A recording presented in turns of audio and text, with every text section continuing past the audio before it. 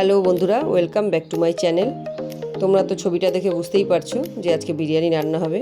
রোজ ডাল ভাত মাছের ঝোল এই করতে করতে আর ভাল লাগছে না। ছেলেরা বলছে আজকে বিরিয়ানি করে, তাই চালটাকে জলে ধুয়ে ভিজিয়ে নিলাম। এবার পেঁয়াজটা কিছুক্ষণ নুন মাখিয়ে রেখে দিলাম যাতে পেঁয়াজের জলটা বেরিয়ে যায়। এবার পেঁয়াজটা ভেজে বেরেস্তা করে নিলাম। এবার আলুগুলো ভেজে নেব। আলুগুলো দিয়ে দিলাম কড়াইতে, আলুগুলো ভেজে তুলে নিলাম। এবার মাংসটা ম্যারিনেট করতে হবে। আগে থেকেই মাংসটা পরিষ্কার করে ভালো করে ধুয়ে রেখে দিয়েছি। এবার কাশ্মীরি লঙ্কার গুঁড়ো, নুন, হলুদ, তারপর বেরেস্তা যে ভেজে রেখেছিলাম সেখান থেকে কিছুটা বেরেস্তা দিয়ে দিলাম। এবার কিছুটা সাদা তেল দিলাম, তারপর টক দই দিলাম কিছুটা। এই সমস্ত কিছু উপকরণ মিলিয়ে এবার কিছুটা দিলাম বিরিয়ানির মশলা দিয়ে মাংসটাকে ম্যারিনেট করে রেখে দিলাম। এবার হাঁড়িতে জল বসিয়ে দিয়েছি।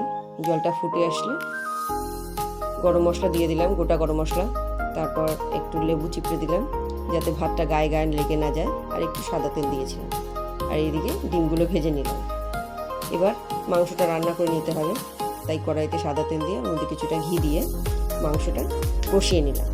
সামান্য হালকা ঝোল ঝোল থাকবে সেইভাবে রেখে মাংসটাকে তৈরি করে নিলাম। এবার মাংসটা হাঁড়ির মধ্যে সুন্দর করে গুছিয়ে দিয়ে দিলাম, দিয়ে তারপরে করে রাখা ভাতগুলো ওর উপর দিকে গুছিয়ে দিলাম। এবার বিরিয়ানির মশলা দিয়ে দিলাম। তারপর এই যে জাফরান ভেজানো ছিল তার মধ্যে গোলাপ জল, কেওড়া জল, এগুলো সবই মেলানো ছিল, সেগুলো দিয়ে দিলাম। তারপর দিয়ে ডিমগুলো দিয়ে দিলাম। এবার হাঁড়িটা দমে বসিয়ে দিলাম। আজকের জন্য এই পর্যন্তই। দেখা হচ্ছে নেক্সট ভিডিওতে। টাটা।